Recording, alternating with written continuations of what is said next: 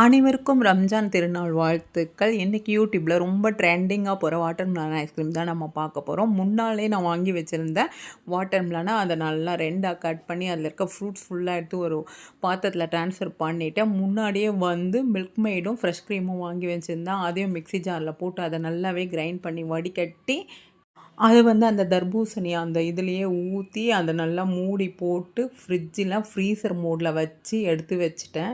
சஷ்மிதா பார்த்து time open பண்ணி பார்த்தாங்க. ஐஸ்கிரீம் ஆகியிருக்கும். பட் அது ஆகவே இல்லை. மார்னிங் தான் பார்த்தா சூப்பராக ஐஸ்கிரீம் ஆகிருந்தது. காலையில் எழுந்ததுமே குளிச்சுட்டு எல்லா வேலையும் முடிச்சுட்டு கிச்சன் போனோடனே எடுத்து பார்த்தேன். சூப்பராகவே அவுட்புட் வந்திருந்தது. பட் அதை கட் பண்ண பார்த்தேன். என்னால் கட் பண்ணவே முடியல. அப்புறம் ஹஸ்பண்ட் தான் ஹெல்ப் பண்ணி அதை வெட்டி கொடுத்தாங்க. ரொம்பவே டேஸ்ட்டாக வந்திருந்தது. பட் ஆனால் ரொம்ப ஹார்டாக இருந்தது, ஐஸ் கட்டியாக இருந்ததுனால. ஆனால் ரொம்ப டேஸ்ட்டாக இருந்தது.